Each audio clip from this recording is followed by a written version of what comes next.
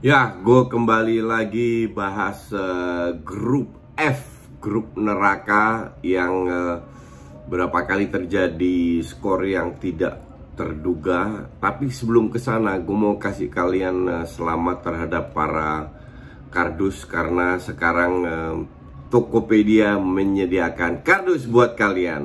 Oke, kalian bisa pesan di Tokopedia yang mau nyari kardus polos, kotak makanan, kardus custom, bahkan kalau mau di print muke lo juga bisa, muke bengkoang lo ya, juga bisa di print di kardusnya Tokopedia. Pokoknya untuk yang berbisnis, yang jualan online, yang butuh kardus, silahkan masuk ke Tokopedia, linknya ada di bawah ini, silahkan klik di sana, khusus buat kalian netizen kardus yang berbisnis kardus. Oke? Kita ke pertandingan. Gue mulai dari Prancis dulu. Prancis kalau ngelihat line up-nya, wow, luar biasa. Portugal tidak merubah, tapi ada satu perubahan yang cukup signifikan menurut gue, yaitu Moutinho masuk dan juga Renato Sanchez yang sebelumnya didukung, dimainkan si Bruno Fernandes, nggak kelihatan dalam 2 match, dan juga si William Carvalho. Jadi Bruno Fernandes ganti Moutinho, Renato Sanchez ganti William Carvalho. Di depan tetap Ronaldo, Jota, dan Bernardo Silva. Nah, Portugal ini kan kalian lihat,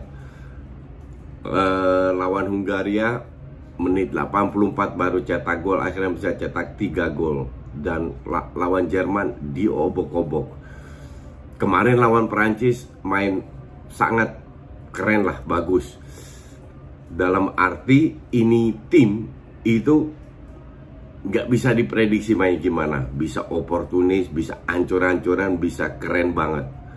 Jadi tergantung form of the day. Gue rasa Santos akan, untuk next match-nya akan tetap menurunkan line up ini yang nampaknya lebih berjalan daripada dengan Carvalho dan Bruno Fernandes.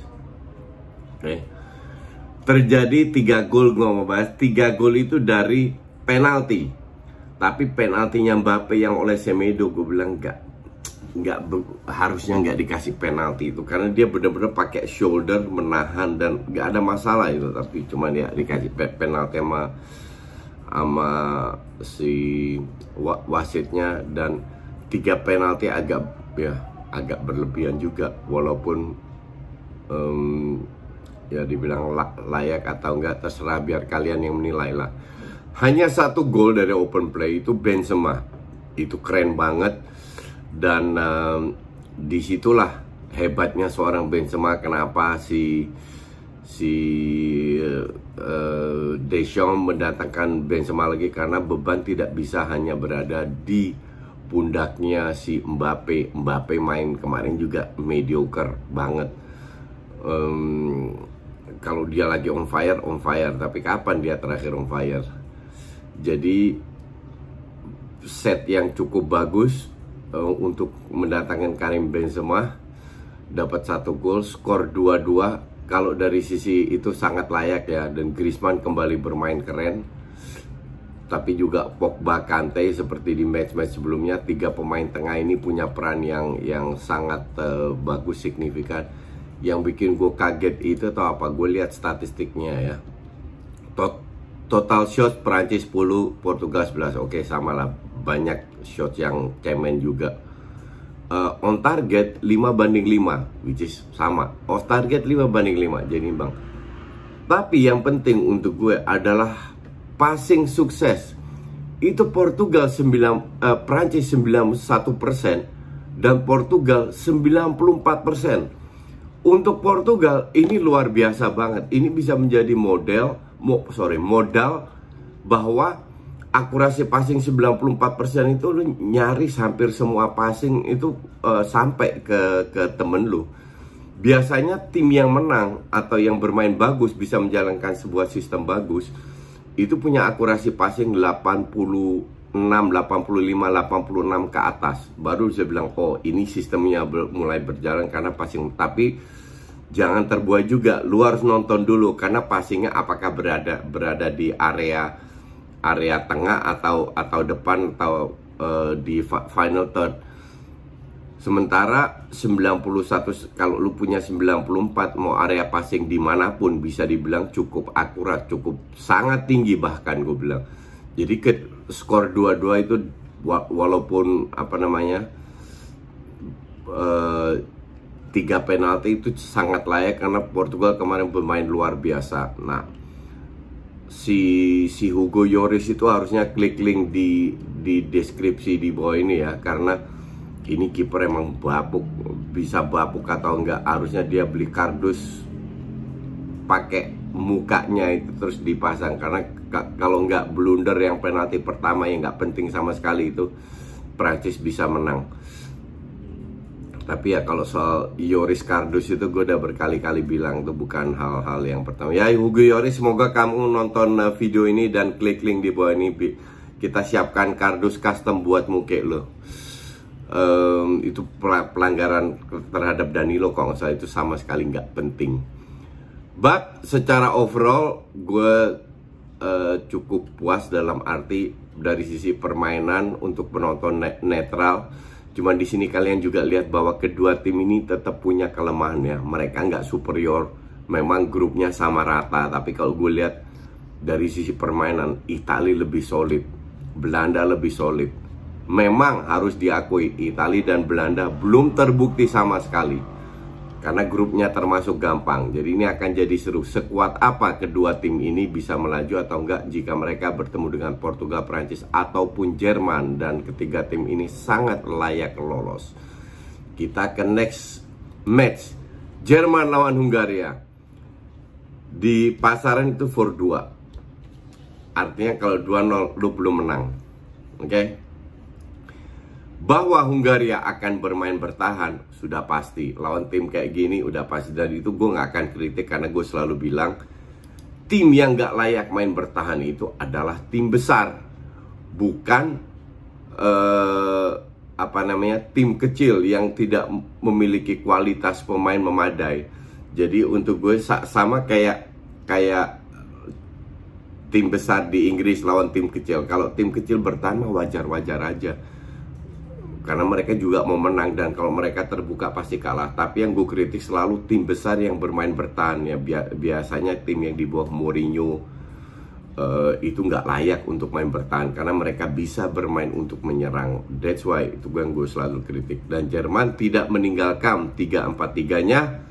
Kali ini Ginter yang diberi kesempatan seperti di match pertama. Sebelumnya kan Emre Can di match kedua. Ginter, Hummels, dan Rudiger. Hummels mainnya keren banget. Ini juga salah satu alasan kenapa si Low mendatangkan Müller dan Hummels. Karena Hummels walaupun sempat cetak own goal, tapi kemarin dia punya peran cukup bagus. Di kanan Kimmich dan Gosens seperti biasa. Tengah Kroos, dan kali ini Gundogan yang main seperti di match pertama. Depan bukan Müller tapi Leroy Sané, Havertz, dan Gnabry. Kita bicara 3 pemain yang sangat kreatif. Oke. 3 pemain yang kreatif, gampang berganti posisi, dan sangat sulit ditebak ya. Nah, golnya Hungaria, kalau gue bilang itu sangat sulit ya. 2 kali heading, 2 kali counter, 1 crossingnya bagus banget di antar pemain. Dia masuk gol pertama, dan gol kedua itu kan counter. Dijaga sama Sané, gue nggak bisa salahkan Sané juga karena lawannya juga sangat cepat. Mungkin kalau disalahkan si Neuer terlalu cepat maju ke depan. But that's okay. Terjadilah 2 gol dari Hungaria, sementara golnya dari Jerman itu keren banget kalau menurut gue ya. Terutama golnya kalau Havertz itu kan bisa dibilang jatuh dari langit. Beruntung di heading Hummels kalau nggak salah. Beruntung ke depan, tapi gol kedua Goretzka itu kan ya golnya keren. di menit 84, di sini kita juga lihat bahwa Jerman ini tidak sementereng reputasinya. Banyak sekali celah yang bisa dimanfaatkan kalau gue lihat ya. Jadi mereka kan ketemu Inggris. Orang bilang, ya selesai Jerman. Nggak, di atas kertas, iya Jerman lebih bagus. Cuman yang jadi masalah dengan Inggris, mereka juga lagi nggak bagus. Tapi kalau Harry Kane on fire, 3 match dia nggak kelihatan, praktis nggak kelihatan. Tapi kalau Harry Kane on fire itu sangat bisa memanfaatkan celah yang ada di defense Jerman, di mana mereka mainnya zona defense ya. Kalau seorang Zalai aja bisa memanfaatkan Harry Kane, apalagi Harry Kane sangat bisa. Cuman apakah itu bisa terjadi? Ya kita nggak tahu, karena kita juga tahu bahwa Harry Kane itu nyaris nggak ada supply. Kalau seandainya Inggris bermain keren aja, sangat bisa mengalahkan Jerman.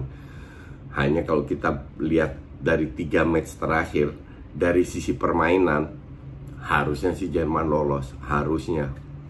Karena Inggris lagi nggak banget tuh.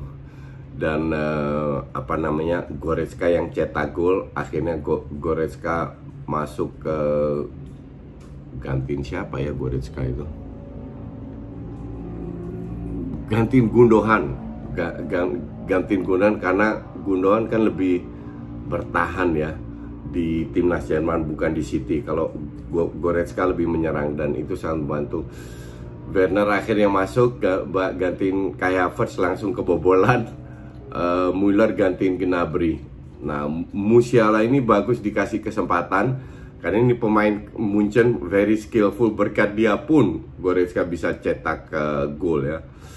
But anyway, secara overall ya gue nggak begitu impress dengan Jerman, tapi gue lebih impress dengan Hungaria. Sayang sekali Hungaria masuk di grup neraka. Kalau kita lihat ada ada Ukraina, ada Swedia, ada Swiss, Austria, harusnya Hungaria bisa masuk. But that's football, nggak bisa diprediksi.